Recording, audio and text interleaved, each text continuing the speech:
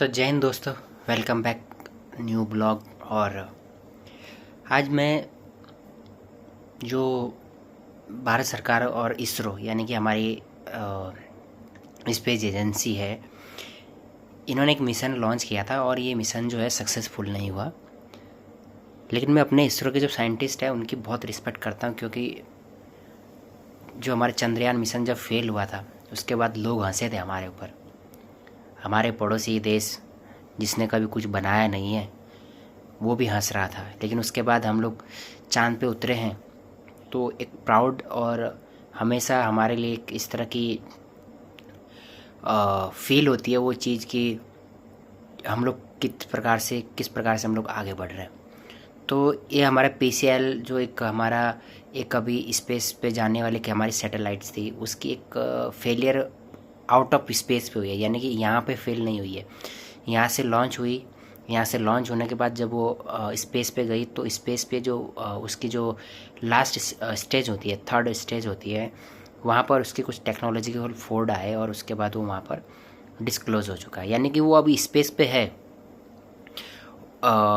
वो स्पेस पे है, बट वो अब आई थिंक वो इंडिया के कंट्रोल में नहीं है और उसके अंदर जो टेक्नोलॉजिकल फोल्ड है वो एक्टिव नहीं है। तो वो सैटेलाइट्स अब एज अ वेस्ट हो चुकी है।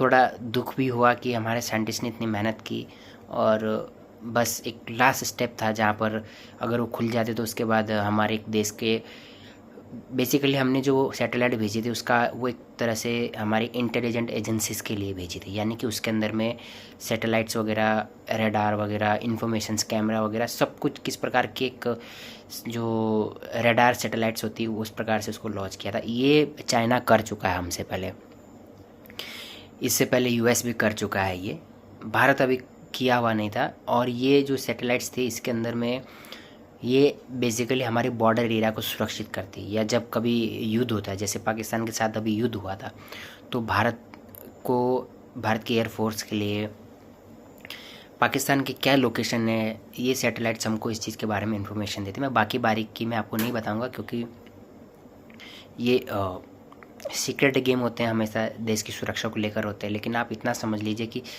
सैटेलाइट्स के थ्रू हम अपने बॉर्डर के आसपास हमारे पड़ोसी मुल्क चाइना और पाकिस्तान के क्या मूवमेंट हैं, इस चीज़ के ऊपर हम निगरानी रख सकते हैं। जैसे कि अमेरिका ने हमारे ऊपर 90s के दौर पे रखा था, जब हमने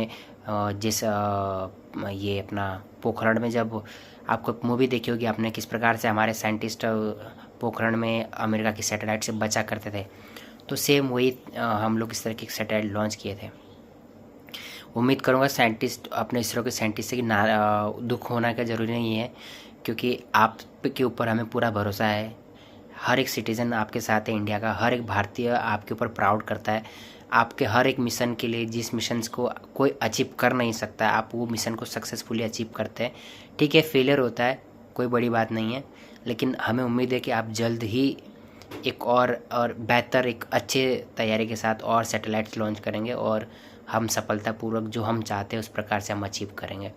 तो मेरे इसरो के साइंटिस्ट को सबको एक तरह से ये रिक्वेस्ट है कि बिल्कुल रुकना नहीं है, क्योंकि रुकने वाला जो रुक जाता है वो कहीं का नहीं रहता है। तो बस उम्मीद करूँगा कि आप एक और बहुत जल्दी एक और जो अभी PCL के अलावा जो अभी और मिशंस आ रहे हैं वो सब हम लोग बहुत सक्सेसफुल तरीके से लॉन्च करेंगे और हम उस अचीवमेंट को प्राप्त करेंगे। तो जय हिंद।